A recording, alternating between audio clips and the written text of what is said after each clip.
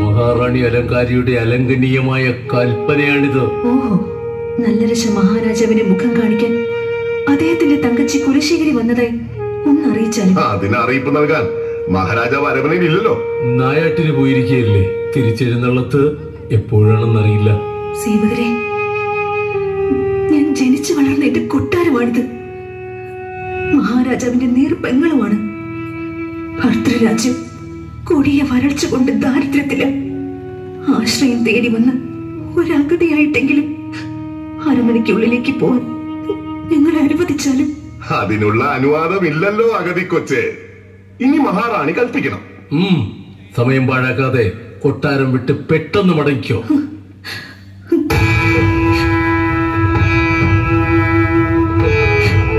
എന്റെ ജ്യേഷ്ഠത്തിയോട് ഒന്ന് അറിയിച്ചാലും അവർ കടത്തിവിടാൻ ഉത്തരവേകും. നിങ്ങളോട് കടന്നു പോകാനല്ലേ പറഞ്ഞത്? കടന്നു പോകാനോ? ഞാനോ? ഇതെന്റെ ലോകമാണ്, എന്റെ ജീവൻ പിറന്ന ഇടം, പിതൃക്കൾ ഉറങ്ങുന്ന പുണ്യഭൂമി. ഒരു പൂമ്പാറ്റയെ പോലെ എന്നെ സ്നേഹിച്ച് വളർത്തിയ നേരങ്ങളുടെ ദേശം ഞാനൊന്ന് കണ്ടു മടങ്ങി പൊയ്ക്കോട്ടെ.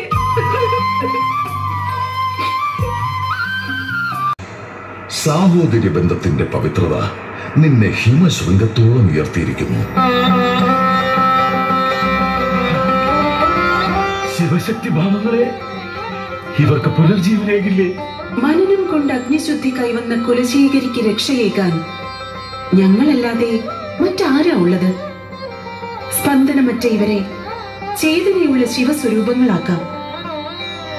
കുലശേഖരി, നിങ്ങൾ നിദ്ര വെടിഞ്ഞുണർന്നാലും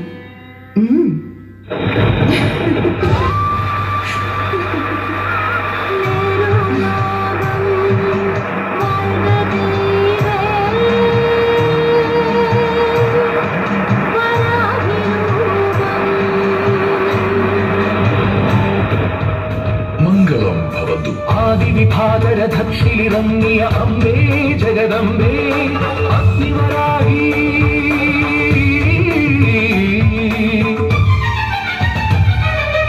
ആദിവിഭാഗരഥത്തിലിറങ്ങിയ അംബേ ജഗദംബേ അഗ്നിവരാഹി. പാപപുണ്യങ്ങളെ പഞ്ചാഗ്നിയിലിരിക്കും വിശ്വമംഗളദേവി അഗ്നിവരാഹി. പാപപുണ്യങ്ങളെ പഞ്ചാഗ്നിയിലിരിക്കും വിശ്വമംഗളദേവി അഗ്നിവരാഹി. അത് കണ്ണിൽ വേദാന്ത.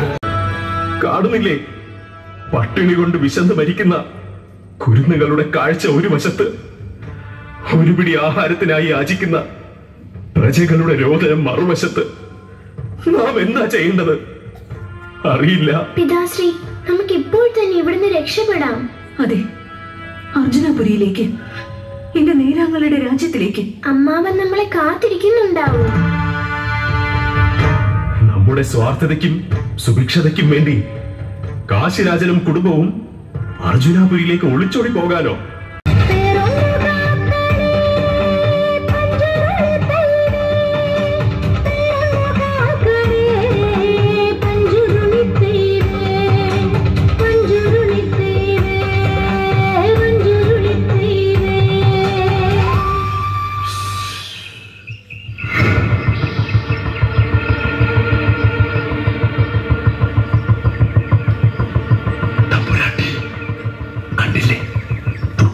നമ്മൾ തേടി വന്ന വേട്ടമൃഗങ്ങൾ മയക്കത്തിലാണെന്ന് തോന്നുന്നു.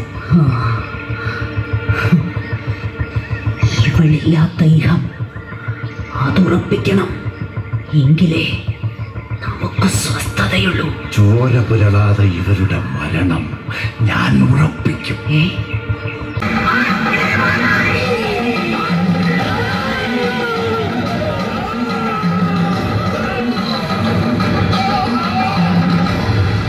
ആദിവിഭാഗരഥത്തിലിറങ്ങിയ അംബേ ജഗദംബേ അഗ്നിവരാഹി.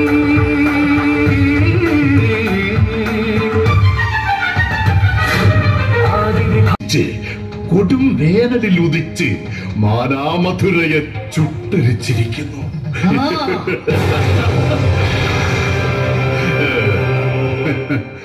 ഇത് ക്ഷുദ്രകന്റെ വിളയാട്ടം, ഘടകർപ്പകന്റെ വിളയാട്ടം. വരൾച്ച, ക്ഷാമം, പട്ടിണി, മരണം പോരെ, ഇതൊക്കെ പോരെ തമ്പുരാട്ടി?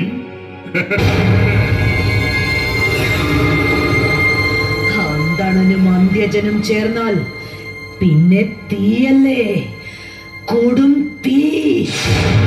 ആ തീയിൽ കാശിരാജനും കുലശേഖരിയും വെന്തു വെന്തു മരിക്കണം.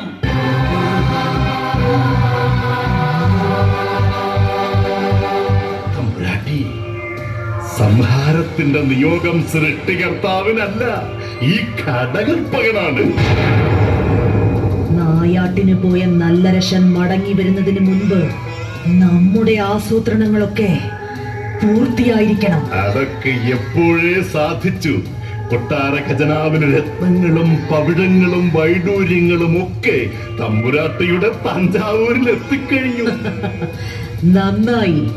പരലോകത്തിലെ പുണ്യങ്ങളെ പറ്റി നമുക്ക് വലിയ പ്രതീക്ഷയൊന്നുമില്ല. ഇഹലോകത്തിൽ സുഖിച്ചു വാഴണം. അതിനുവേണ്ടി താങ്കൾ എനിക്ക് വരികയാണ് നാം. അലങ്കാരവതി, അവരെവിടെ? താങ്കൾ ക്ഷമയോടെ കേട്ടാലും നാത്തൂനും മകളും വന്നിരുന്നു. ആചാരമര്യാദകളോടെ അവരെ ഞാൻ ആനയിച്ചു. അണിയാൻ പട്ടുവസ്ത്രങ്ങളും മതിയാവോളം വിശിഷ്ട ഭോജ്യങ്ങളും നൽകി സ്വീകരിച്ചു. എത്ര ഉചിതമായ ആതിഥ്യ സൽക്കാരമാണ് നീ അവർക്ക് നൽകിയത്. അതെന്റെ കടമയല്ലേ പ്രഭു.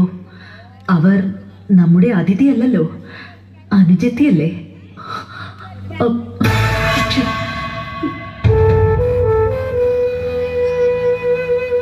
പിന്നീടല്ലേ കാര്യങ്ങൾ മാറി മറിഞ്ഞത്. പിന്നെ എന്ത് സംഭവിച്ചു?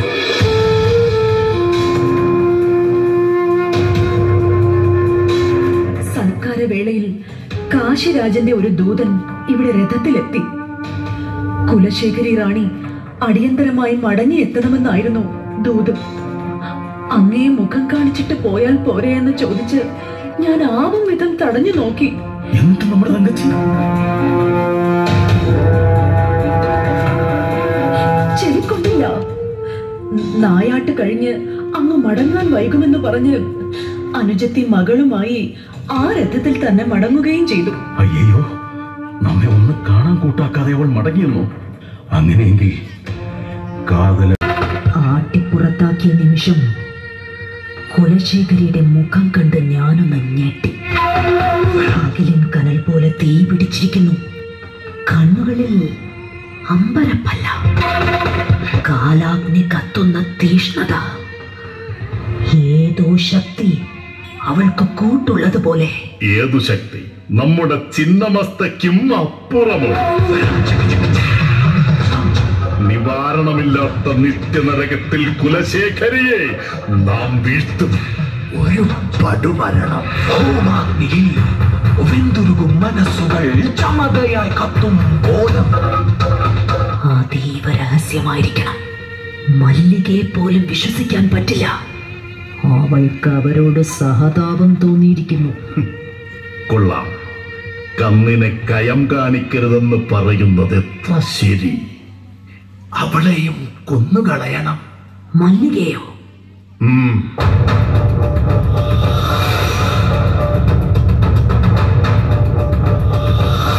നമ്മുടെ അധികാരമാറ്റത്തിന് വിഘ്നമാകാൻ ഒരു സാക്ഷിയും അവശേഷിക്കരുത്. വൈകിക്കൂടാ. നായാട്ട് കഴിഞ്ഞ് നല്ലരശൻ ഇന്നും മടങ്ങി വരുമെന്ന് ദൂതുണ്ടായിരുന്നു.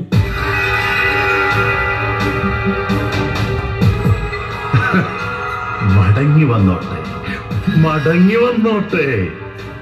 അതിനു മുമ്പ് പിളർന്നതുപോലെ കുലശേഖരിക്കായി മലർക്കെ തുറന്നിരിക്കുന്നു.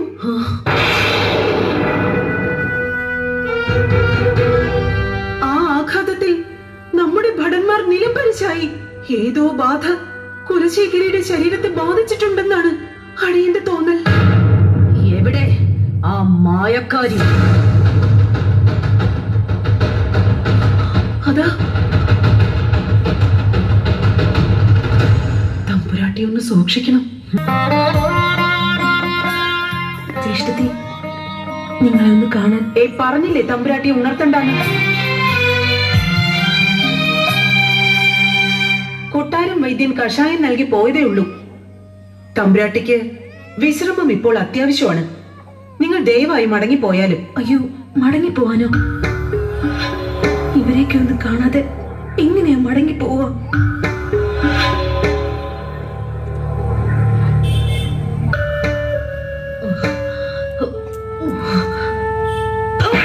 മൂദേവി,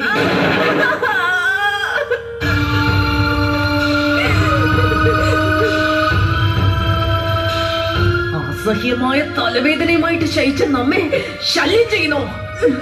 ഈ ധിക്കാരി ഇവരാരാ? ആഹാരം കഴിച്ചിട്ട് നാളുകളേറെയായി. വിശപ്പ് സഹിക്കാഞ്ഞിട്ട്.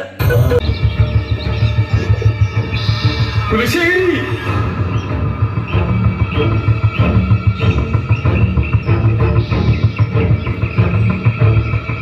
കുലശേഖരി,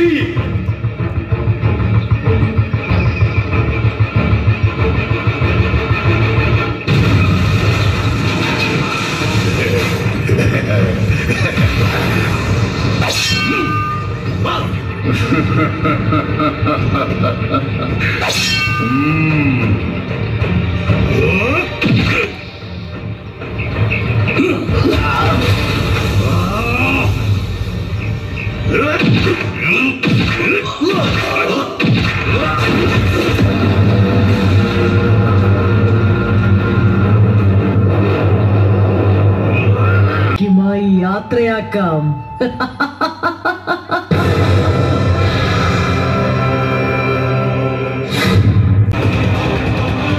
ചതിയും കുടിലതയും നിറഞ്ഞ ഈ ശരികെട്ട കാലത്ത് കെട്ടുപോയ നേരത്ത് ഈ അമ്മ മക്കൾക്കായി കാവലുണ്ടാകും.